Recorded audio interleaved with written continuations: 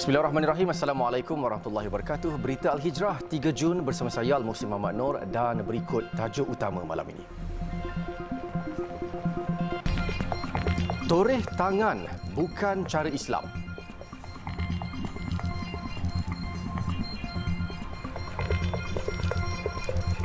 Juga remaja hilang dikhawatiri lemas selepas memukat.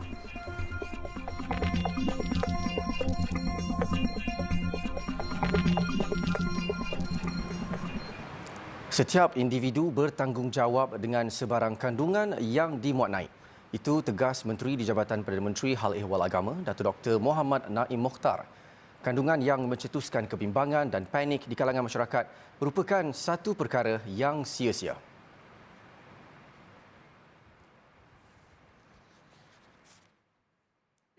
Individu masyarakat Islam khususnya di Malaysia, kita kena fikir itu matlamat dalam kehidupan kita. Kita nak bawa kebaikan. Jadi janganlah kita menimbulkan huru-hara, orang jadi takut, jadi panik, kan, sedangkan benda itu tidak benar.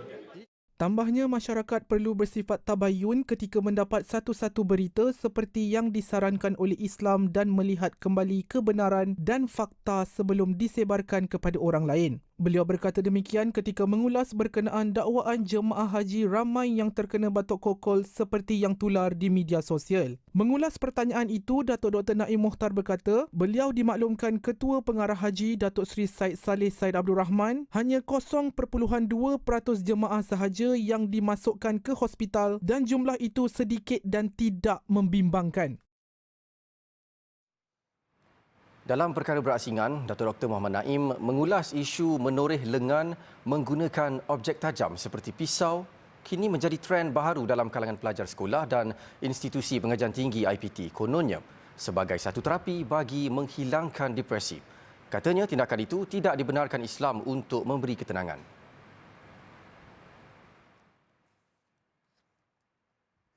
Apa saja perbuatan yang memudaratkan diri tadi itu bukan cara sebagai orang Islam.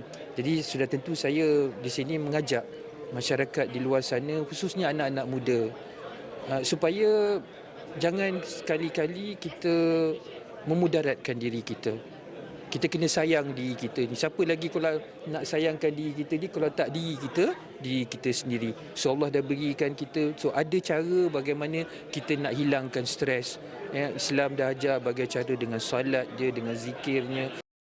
Tambahnya, anak muda disarankan untuk melihat kembali kepada Al-Quran sebagai pedoman kehidupan supaya kekal tenang tanpa melakukan sebarang kemudaratan kepada diri sendiri. Sementara itu, Pensyarah Pusat Pengajian Ilmu Pendidikan Universiti Sains Malaysia USM, Dr. Muhammad Farid Sharif menggesa agar pelajar yang mengalami kemurungan mendapatkan khidmat nasihat dan bantuan agar emosi mereka sentiasa dalam keadaan stabil dan tidak membahayakan diri sendiri. Tidak dinafikan berlaku peningkatan kes dan itu mendesak semua pihak dan agensi untuk bertindak. Dari sudut agama, Islam jelas melarang perbuatan seperti itu kerana boleh membahayakan diri sendiri dan orang lain. Nasihat saya kepada mereka yang terlibat, dapatkan bantuan mengikut saluran yang betul. Dapatkan hikmat kaunseling, psikologi, motivasi dan tambahkan ilmu-ilmu berkaitan dengan agama. Dalam pada itu, dua pelajar Institut Pengajian Tinggi IPT berkongsi pelbagai pendapat berhubung isu toreh tangan. Bagi saya, diorang melakukan torehan itu adalah disebabkan oleh mereka terpengaruh dengan media platform seperti di dalam filem, media sosial dan sebagainya. Bagi saya, sewaktu mereka melakukan torehan tersebut, seperti yang kita tahu ada arteri kan. So, it takes time untuk itulah keadaan untuk membunuh diri tersebut. Jadi, semasa torehan itu berlaku, kesakitan ataupun kesesaan yang dialami oleh mereka tu akan menjadi satu kelegaan kepada mereka, tapi hakikatnya dia adalah memberi satu keperitan kepada dan memudaratkan kepada badan mereka sendiri. Dan saya rasa ini merupakan cara yang tidak berapa betul lah, kerana ia akan menjuruskan kepada mencederakan diri dan perlu mencari satu saluran atau medium yang betul supaya dapat melepaskan tekanan seperti buat sukan dan sebagainya. Kementerian Kesihatan KKM sedang meneliti isu kekurangan jururawat dan doktor di hospital seluruh negara. Menterinya Dr. Zaliha Mustafa berkata pada masa sama pihaknya juga sudah mengenal pasti dan melihat keperluan penempatan kaki tangan kesihatan berdasarkan kapasiti hospital. Baik, sebenarnya ialah kalau kita tengok pun memang masalah kekurangan petugas ni bukan satu yang tetap kepada satu buah hospital. Secara keseluruhannya memang kita kenal pasti ada kekurangan. Tapi itu kita KKM sendiri tengah sedang meneliti dan kita pun dah ada buat mapping tentang keperluan doktor dan ada juga mungkin keadaan yang kita lihat bukan hakiki kekurangannya tetapi ia adalah mengenai distribusi petugas termasuklah doktor, nurses dan sebagainya lah. Jadi insya-Allah kita memang mengambil berat tentang isu ini. Katanya mungkin keadaan yang dilihat dan dilaporkan berlaku di Johor itu sebenarnya bukan melibatkan kekurangan doktor dan jururawat secara hakiki. Sebaliknya isu itu membabitkan penempatan kaki tangan kesihatan di hospital dan klinik berdasarkan keperluan semasa. Tambahnya KKM memandang serius mengenai perkara berkenaan dan beliau sendiri sudah mengarahkan pegawai turun ke lapangan berjumpa dengan Menteri Besar Dato' Onn Hafiz Ghazi dan pihak berkenaan berhubung isu ini. Pada 23 Mei lalu, Jabatan Kesihatan Negeri Johor JKNJ dilaporkan berdepan isu kekurangan kaki tangan kesihatan, terutama doktor dan jururawat yang dianggarkan hampir 2,800 staf di negeri itu. Menteri Besar Johor Onn Hafiz yang melawat hospital berharap KKM dapat mengambil tindakan segera bagi mengatasi masalah itu bagi membolehkan hospital awam di negeri berkenaan dapat berfungsi pada tahap optimum selain menampung keperluan serta menjamin kesejahteraan dan kesihatan rakyat. Beliau berkata demikian dalam sidang media selepas merasmikan Majlis Penyerahan Projek Klinik Kesihatan KK Mata Air Machang. 5 klinik kesihatan daif di Kelantan dinaik taraf kepada klinik kesihatan jenis 7 yang mempunyai pelbagai kemudahan seperti klinik ibu dan anak serta rawatan pesakit luar dengan membabitkan kos keseluruhan lebih 32 juta ringgit. Semuanya akan mula beroperasi pada Julai depan. Operasi mencari dan menyelamat remaja yang dipercayai lemas ketika mandi selepas memukat ikan di sungai dekat Kampung Dusun Hulu Terengganu petang semalam dipertingkatkan. Ketua Polis Hulu Terengganu, Deputi Superintenden Hasmirah Hassan berkata pencarian Muhammad Adam Syazwan Mokhtar, 15 tahun, yang memasuki hari kedua itu melibatkan radius 5 km dari mangsa dilaporkan hilang. Operasi ini menggunakan kaedah pencarian di permukaan air, skin dive, pencarian sepanjang tebing sungai serta 2 ekor anjing pengesan K9. Untuk pagi ini kita menggunakan operasi kita lebih kurang jam 7 pagi tadi dan kawasan ataupun spot area dalam pencarian ini kita tumpukan di tempat di mana mangsa dilaporkan hilang pada hari semalam, dilaporkan lemas dan tenggelam, dan selain pada itu kita panjangkan juga jarak pencarian ini dalam lebih kurang 5 km radius daripada tempat kejadian. Tambah beliau lagi, operasi pencarian mengalami sedikit kesukaran kerana air sungai yang keruh dan terdapat banyak dahan-dahan kayu di atas permukaan. Sementara itu, rakan mangsa putera Azim Fahmi Azmi, 16 tahun, berkata ketika kejadian, dia bersama Muhammad Adam sedang mandi selepas selesai melihat pukat ikan yang dipasangnya. Katanya dia juga hampir lemas akibat dibawa arus namun berjaya berenang ke tepi sungai dan sempat melihat mangsa hanyut sebelum kelibatnya tenggelam. Masa tu saya nak pergi tengok pukat lah. Lepas tu arus nak balik tu arus laju. Lepas tu saya dah sempat pergi ke darat tapi dia tak boleh lah. Tak ada. Lemas juga tapi boleh bertahan lah. Tambahnya mangsa tidak mahir berenang namun sudah biasa bersamanya menahan pukat di sungai berkenaan dan kejadian arus deras ini berlaku terlalu pantas. Dalam kejadian kira-kira jam 2.30 petang semalam, Muhammad Adam Syazwan Mokhtar, 15 tahun, dipercayai lemas akibat dibawa arus deras yang datang secara tiba-tiba sebelum hilang.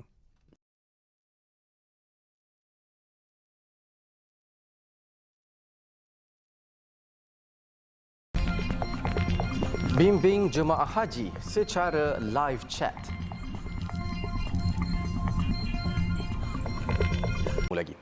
Yayasan Dakwah Islamiah Yadim melancarkan 4 buah buku baharu.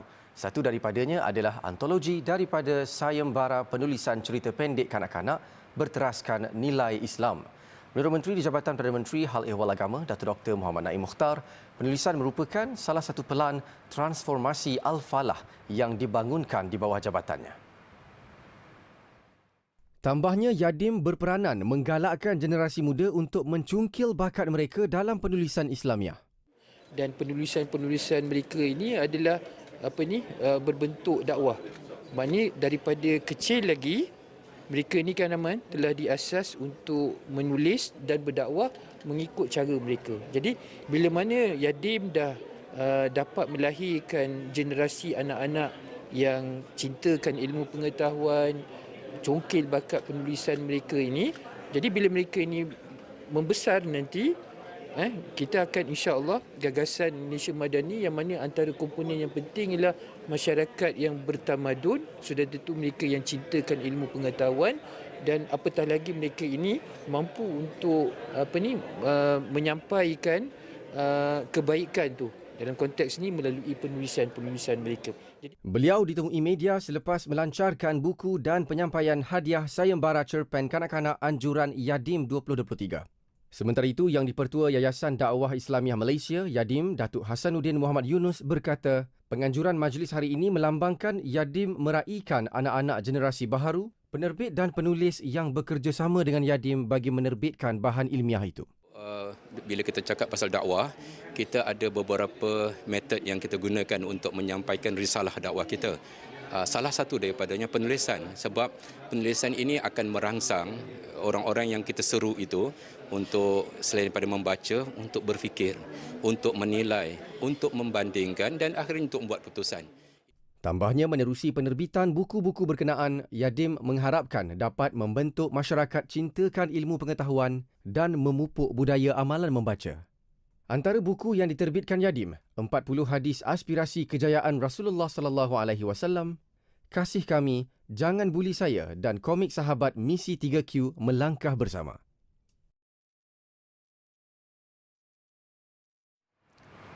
Media perlu kekal memainkan peranan untuk bertanggungjawab dalam setiap laporan, meskipun kerajaan telah memberi kebebasan kepada media untuk mengkritik mereka. Justru, pengerusi TV Al-Hijrah Muhammad Khair Ngadirun berkata setiap isu yang dibangkitkan itu perlu berasaskan kebenaran dan bukannya berunsur fitnah, hasutan atau kebencian. Dan tanggungjawab itu adalah untuk memastikan apa yang disuarakan itu benar dan tepat, bukan berunsur fitnah, bukan berunsur hasutan dan bukan berunsur perkara-perkara negatif yang boleh merosakkan. Selagi mana kebebasan itu disuarakan untuk kebenaran, saya fikir itu bukan perkara yang menjadi masalah kepada kita semua. Beliau berkata demikian ketika ditemui wartawan TV Al-Hijrah selepas sesi bual bicara media dan komunikasi kepentingan dalam pembinaan Malaysia Madani di World Trade Center WTC di Ibu Negara pagi tadi. Tambahnya, meskipun kebebasan bersuara itu diberikan, TV Al-Hijrah kekal dengan pendirian untuk mengamalkan konsep bersederhana dan seimbang dalam menyampaikan berita. Kalau asas kita betul, kalau kebenaran yang kita angkat, keadilan yang kita perjuangkan dan kita menceritakan perkara yang benar, saya fikir kita tak akan kehilangan viewers. Ramai orang takut kita kena sensasi supaya kita boleh mengangkat rating kita. Tapi saya melihat begini, majoriti masyarakat, majoriti rakyat mahukan kebenaran. Dan ini yang patut kita tekankan. Dan Islam itu yang diajarkan. Sementara itu, Ketua Pegawai Eksekutif Media Selangor Farid Asyari berpandangan dengan peralihan teknologi digital yang semakin mencabar, beliau menasihatkan agar orang ramai atau wartawan netizen khususnya perlu bertanggungjawab dengan setiap perkara yang dikongsikan di media sosial. Nasihat saya adalah kita tidak boleh lari daripada orang cakap excitement ataupun orang cakap keseronokan nak melaporkan sesuatu benda, dan saya tidak pun mengatakan bahawa netizen tidak boleh melaporkan apa-apa. Sudah tentu itu adalah hak kebebasan masing-masing. Tetapi satu mungkin saya boleh pesan kepada diri saya sendiri, sebab saya pun orang cakap kadang-kadang kita teruja nak upload benda-benda macam ni, adalah you are responsible atau anda adalah hendaklah bertanggungjawab dengan apa yang anda laporkan. Itu saja. Situasi itu katanya menjadi cabaran kepada pengamal media. Justru wartawan perlu memainkan peranan untuk sentiasa melakukan semakan ke atas kesahihan bahan yang diambil dari media sosial sebelum dijadikan bahan berita selaras dengan prinsip etika kewartawanan, meskipun trend media ketika ini berlumba-lumba untuk mengejar isu-isu sensasi dan tular di media sosial. Perkhidmatan Talian Ibadat Haji secara elektronik e-Taib Tabung Haji TH menerima kira-kira 1,300 soalan dalam tempoh 2 minggu sejak jemaah haji tiba di Tanah Suci bermula 21 Mei lepas. Pengurus bimbingan Makkah Syahrin Awaluddin berkata pertanyaan berhubung larangan ihram, fiqh wanita dan dam antara paling kerap diajukan dalam kalangan jemaah haji. Perkhidmatan yang terdapat di aplikasi TH Hujaj itu membolehkan pengguna bertanyakan soalan dalam lebih 15 kategori termasuk ibadat haji, umrah, salat, bersuci dan doa. Kita boleh akses melalui aplikasi TH Hujaj. TH Hujaj maknanya jamaah boleh bertanya apa jua soalan yang berkaitan dengan ibadat haji. Sebenarnya bukan hanya ibadat haji tapi juga berkaitan tentang solat, bersuci, doa dan apa juga soalan boleh dikemukakan, yang mana sistem ini menggunakan sistem bualan secara langsung, ini live chat. 50% pengguna tidak melanjutkan soalan selepas membaca nota dan infografik yang disediakan, manakala selebihnya telah dijawab pihaknya. Ketika ini, 4 pehtas yang merupakan guru agama bertugas dalam 3 shift bermula 7 pagi hingga 10 malam sebelum beroperasi 24 jam 2 minggu sebelum wukuf dengan jangkaan lebih 5,000 soalan dikemukakan pada musim haji ini. Soalan berkenaan akan dianalisis dan dikemaskini ke dalam buku soal jawab haji, umrah dan ziarah serta portal e-bimbingan tabung haji untuk rujukan jemaah pada masa depan. Laporan Sadiq Hakim Azman dan Imran Nordin dari Mekah Al-Mukarramah untuk Berita Al-Hijrah. Syarikat Servis Korban dan Akikah Easy Kurban Sendirian Berhad terus mendapat pengiktirafan. Dan terbaru, syarikat itu telah dipilih sebagai pemenang Professional and Business Services Industry pada Majlis Asia Pacific Enterprise Award APEA 2023 bagi kategori Anugerah Kecemerlangan Korporat. Menerima anugerah itu, Easy Kurban diwakili pengasasnya Ustaz Azhar Abdul Syukur pada majlis berkenaan yang diadakan di One World Hotel, Petaling Jaya malam tadi. Ketika ditemui selepas penyampaian anugerah berkenaan, Ustaz Azhar berkata beliau mewakili pihak Easy Kurban berbangga dengan pencapaian ini.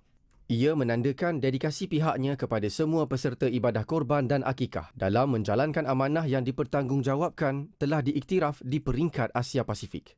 Kejayaan ini juga membuktikan Easy Kurban bukan sahaja sudah berjaya memperoleh nama sebagai jenama yang dipercayai, bahkan kekal menjadi pilihan rakyat Malaysia. Easy Kurban yang menjadi peneraju kepada industri servis korban dan akikah beroperasi bukan sahaja di dalam negara, malah di peringkat antarabangsa.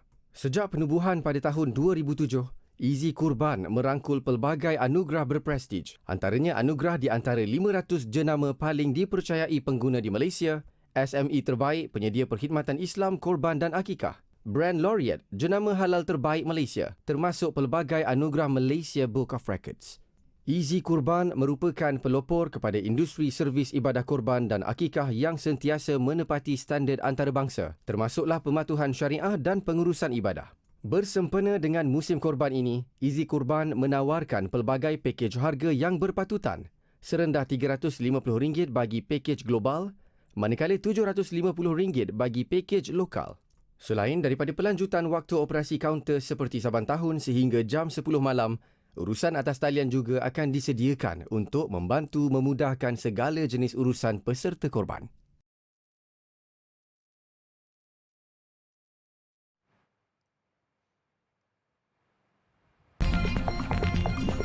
Hampir 300 penumpang kereta api maut, 900 lagi cedera.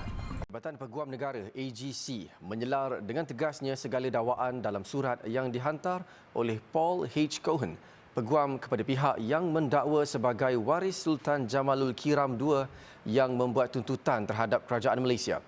AGC dalam kenyataan berkata surat bertarikh 28 Mei yang ditujukan kepada peguam negara diterima sehari selepas itu. Menurut AGC, surat itu menuntut bayaran segera iaitu sebelum 2 Jun 2023 bagi final award yang dikatakan berjumlah 16.412 bilion dolar Amerika, termasuk 10% faedah iaitu lebih 3,502,000 dolar Amerika bagi bayaran peguam dan ahli pakar serta lebih 4 juta dolar Amerika bagi kos timbang tara. Kesemua dakwaan oleh Paul dalam surat itu sama sekali tidak benar dan secara terang-terangan tidak mengendahkan fakta sebenar tuntutan yang tidak dapat disangkal lagi akan mewujudkan rekod bertulis bagi perkara yang tidak benar yang bertujuan untuk digunakan terhadap Malaysia. Surat itu juga mendakwa antara lain bahawa kerajaan Malaysia dengan sengaja telah gagal untuk mematuhi final award yang dikatakan itu dan telah membuat dakwaan keterlaluan terhadap penimbang tara yang dikatakan itu Dr. Gonzalo Stampa dan tindakan-tindakan yang diambil oleh Stampa. Surat itu memberi gambaran yang tidak tepat dan memfitnah kerajaan Malaysia berhubung tindakan undang-undang yang diambil dalam menangani tuntutan berkenaan. Menurut AGC, berdasarkan dakwaan palsu yang telah dibuat pada 31 Mei lepas, kerajaan Malaysia melalui peguam negara telah menjawab surat itu yang menyatakan dengan jelas fakta-fakta berhubung tuntutan berkenaan yang tidak boleh dipertikaikan. Selain itu, satu laporan polis telah dibuat pada 1 Jun lepas terhadap Paul atas kenyataan dan dakwaan tidak adil yang dibuat terhadap peguam negara. Hampir 300 orang terbunuh, manakala lebih 850 cedera selepas terbabit dalam kemalangan ngeri melibatkan 3 kereta api. Insiden terburuk dalam tempoh 2 dekad di India itu berlaku di timur negeri Odisha sekitar jam 7 malam semalam waktu tempatan. Tragedi melibatkan 2 kereta api penumpang dan sebuah kereta api membawa barang dan berlaku di Bandar Balasore. Difahamkan sebuah kereta api Howrah Superfast Express dari arah Bengaluru menuju Howrah merempuh sebuah kereta api Coromandel Express arah bertentangan yang tergelincir dari landasan. Sebelum itu dilaporkan 10 daripada 12 gerabak Coromandel Express yang menuju Chennai dari Kolkata terjatuh atas Howrah Superfast Express. Manakala kereta api barangan muatan yang diparkir di bahagian tepi di lokasi kejadian turut dirempuh. Ia menyebabkan kesemuanya bertindih antara satu sama lain. Ketika ini difahamkan operasi mencari dan menyelamat masih dijalankan ekoran masih ramai yang terperangkap. Howrah Superfast Express dilapor membawa pada kelajuan 100 km per jam. Insiden berkenaan dilaporkan antara terburuk berlaku sejak tahun 1990-an. Seorang lelaki memperdaya dan merompak sebuah kedai serbaneka di South Carolina, Amerika Syarikat dengan hanya berbekalkan pistol permainan video. Tindakan David D'Alessandro, 25 tahun itu berhasil apabila berjaya melarikan diri dengan sejumlah wang kira-kira $300 Amerika Syarikat. Berdasarkan kenyataan polis tempatan, David masuk ke kedai serbaneka tersebut dan menakutkan pekerja menggunakan pistol permainan video Nintendo Duck Hunt. Suspek juga dipercayai telah mewarnakan pistol mainan tersebut dengan warna hitam supaya lebih realistik. David yang ketika itu memakai rambut palsu, topeng dan penutup kepala difahamkan mengacu pistol berkenaan kepada juruwang sebelum pekerja terbabit menyerahkan sejumlah duit. Bagaimanapun, David berjaya ditangkap polis selepas ditemui di kawasan parkir berdekatan lokasi kejadian. Dia kini dihantar ke pusat tahanan York atas tuduhan rompakan bersenjata. Seorang ibu ditahan polis selepas didapati bersalah meninggalkan 2 anaknya di dalam sebuah kenderaan sehingga terbakar. Alicia Moore, 24 tahun, dikatakan pergi membeli belah bersama seorang lelaki dan membiarkan kedua-dua anaknya itu di dalam kereta. Berdasarkan kenyataan pengawal keselamatan pusat membeli belah tersebut, Alicia berada di dalam premis berkenaan selama 1 jam. Semasa Alicia keluar dari premis tersebut, dia terkejut dan berlari ke keretanya yang sedang terbakar. Sementara itu, polis memaklumkan bahawa orang awam yang berada di sekitar premis itu sudah mengeluarkan 2 kanak-kanak malang itu dari kenderaan tersebut. Kedua-dua mereka dikejarkan ke Hospital Kanak-kanak Arnold Palmer kerana mengalami lecur tahap pertama di bahagian muka dan telinga. Susulan kejadian, Alicia telah ditahan polis di bawah kesalahan mengabaikan kanak-kanak sehingga mengakibatkan kecederaan. Sekian untuk malam ini. Banyak lagi kandungan berita Al-Hijrah menerusi platform media sosial seperti Facebook, Twitter, YouTube, Instagram dan TikTok. Dan jangan lupa alhijrahnews.com untuk laporan berita dalam dan luar negara serta artikel eksklusif. Saya Al-Muhsin Muhammad Noor, satukan ummah dengan ilmu bagi memperkasa Malaysia Madani. Assalamualaikum warahmatullahi wabarakatuh dan selamat malam.